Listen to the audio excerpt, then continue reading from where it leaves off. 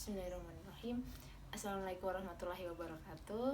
Ya, alhamdulillahirrahmanirrahim. Pada kesempatan kali ini Mbak mau bikinin feedback gitu ya buat tasnya yang udah ada adik kirim 2 pekan yang lalu ya. Maaf Mbak baru mau buatin feedbacknya. Nah di sini yang pertama Mbak mau jelasin tentang itmamul harokat ya sebelum masuk ke tahsinnya untuk ta'ud sama basmalahnya. Jadi ada yang namanya itmamul harokat. Nah itmamul harokat itu apa sih? Itmamul harokat nah itu artinya menyempurnakan bacaan, menyempurnakan huruf gitu ya. Seperti adik-adik tahu ya kan, ada harokat tuh ada apa aja sih? Nah ada fathah, kasroh sama domah. Nah setiap penyebutan huruf-huruf ini tuh harus sempurna deh. Jadi kayak misalnya fathahan dibaca a, nah itu harus dibuka mulutnya, benar-benar dibuka biar suaranya itu yang keluar sempurna. Jadi a gitu ya, jadi mangap gitu deh. Jadi jangan kayak sama a kan beda ya, jadi harus buka. Terus untuk yang kasroh ya itu bisa dibilang meringis gitu, jadi rahang yang bawah tuh turun, jadi kayak i gitu ya, nggak kayak i nah, kan suaranya nggak jelas ya, itu tuh apa, kurang sempurna. Terus habis itu yang terakhir ada yang namanya domah itu itu bener-bener harus sempurna, jadi kayak harus namanya mencucu, jadi kayak monyong, membulatkan bibir gitu ya, beda sama yang gitu kan, jadi kayak nggak jelas itu sama kayak yang tadi yang i tadi. Justru kalau misalnya i kadang tuh malah dengar kayak jadi kayak jadi nggak jelas ya. Jadi yang harus adik-adik pegang konsep pertama sebelum belajar tahsin itu adalah itmamul harokat ini dek. Jadi nanti bisa diterapkan ya tilawah setelah ini, adik-adik udah bisa untuk menerapkan itmamul harokat ini, yaitu menyempurnakan bacaan adik-adik ya dengan fathah mangap, kasrah itu meringis, kemudian yang domah itu mencucu gitu. Terus langsung kita lanjut ya ke ta'ud dulu ya. Jadi Mbak contohin dulu ya ta'ud. Jadi kemarin ya adik-adik beberapa masih ada yang salah gitu ya. Jadi coba Mbak contohin untuk ta'ud. Untuk ta'udnya, a'udzu billahi minasyaitonir rajim. Nah, jadi pertama ya dari A-nya buka ya, Dek, A. Nah, kemudian yang untuk kedua yang huruf ain, di sini masih banyak yang salah ya, Dek, untuk tempat keluar hurufnya. Jadi A itu adalah huruf tenggorokan, Dek. Tapi huruf tenggorokan di bagian tengah. Coba adik-adik praktekin ya untuk bilang A. Di sini harusnya kerasa ya, di tengah sini kerasa bergetar gitu. Itu huruf A. Jadi juga diingat ini domah. Jadi bilangnya harus gitu ya. Untuk harokatnya juga konsisten, 2 harokat ya dengan tempo yang menyesuaikan ya. Kalau temponya cepat ya 2 harokatnya mungkin bisa lebih pendek ya. Kalau temponya lebih lambat ya berarti disampaikan aja 2 harokat, jangan terlalu panjang gitu ya.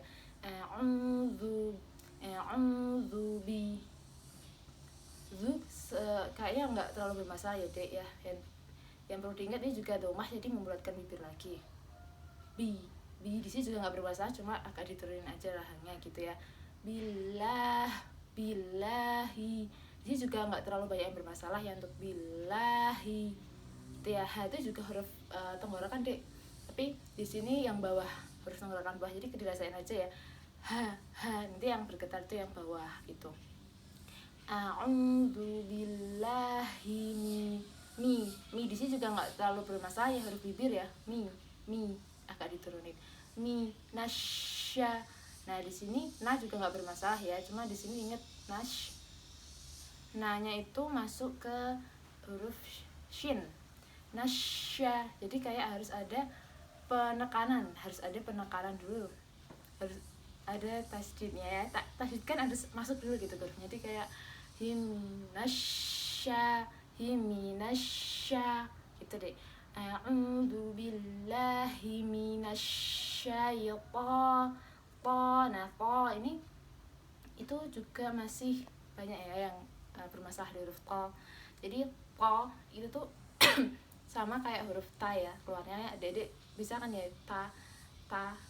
Nah itu sama kayak ta, tapi bedanya dia itu pangkal lidah itu naik, jadi agak ditebelin gitu. Jadi ta po, jadi sama mulutnya jangan dibikin pinggir ponyong ya, jadi di sini tetap harusnya dari awal sampai itu mulutnya itu tetap konsisten gitu loh, nggak terus kalau kecuali kalau emang harus domah ya dibulatin, kalau kasrah diturunin. Jadi jangan untuk po itu mulutnya itu nggak terus monyong-monyong gitu, nggak ya.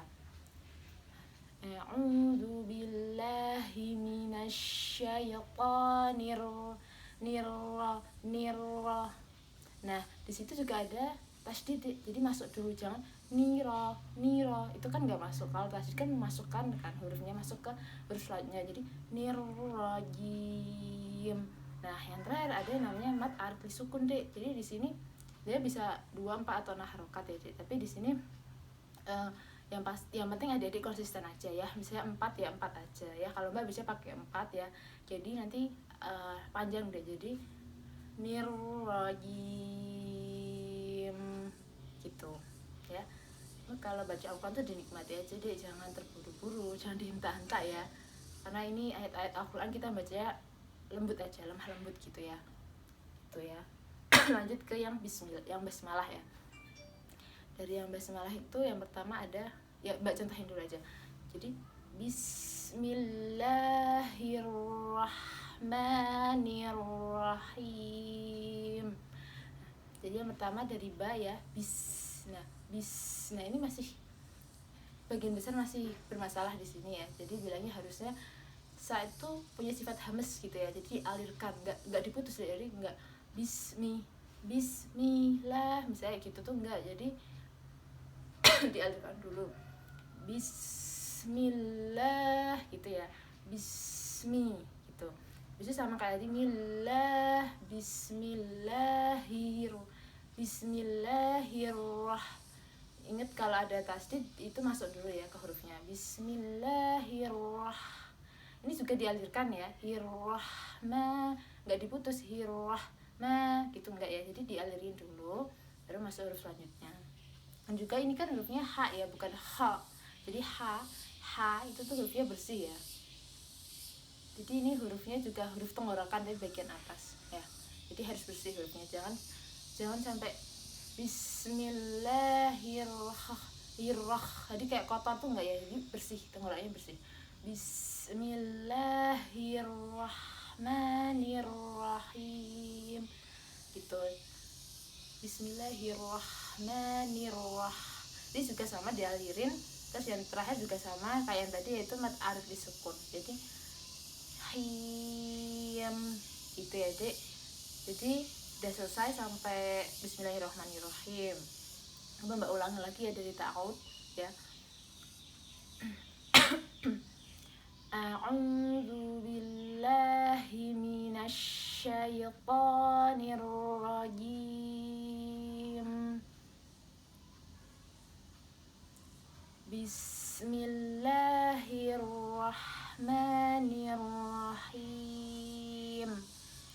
Jadi gitu deh, semoga bermanfaat ya Dek. Jadi setelah ini diharapkan adik-adik tuh nggak berhenti cuma sampai di sini deh. Ini masih sedikit banget ya, cuma buat gambaran aja adik-adik kalau belajar tahsin tuh gambaran kayak gini. Jadi nanti setelah ini harusnya adik-adik, apalagi ini bulan Ramadan gitu ya, berbarengan sama bulan dimana Al-Quran dulu itu pertama turunnya di bulan Ramadan. Jadi semoga adik-adik lebih semangat buat belajar Al-Quran ya.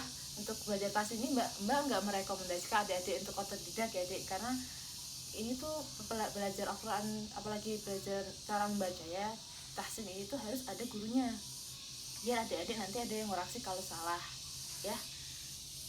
Semangat belajar Al-Quran Dek. Semoga Ramadan ini ya, bacaan Quran kita semua itu bisa lebih baik dan interaksi sama Al-Qurannya itu bisa lebih banyak gitu ya Dek.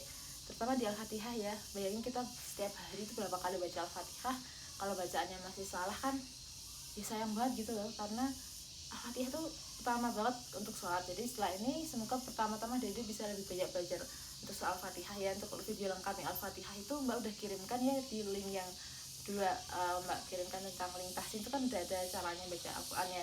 Jadi sudah mulai belajar di situ. Kalau ada yang mau belajar tahsin nanti bisa tanya-tanya ke Mbak, nanti Mbak kasih rekomendasinya ya tempat-tempat belajar pasien gitu ya. Mungkin cukup sekian ya di video Mbak ini, semoga ya bermanfaat ya. Mohon maaf kalau masih ada yang salah ya. Semangat dek. Wassalamualaikum warahmatullahi wabarakatuh.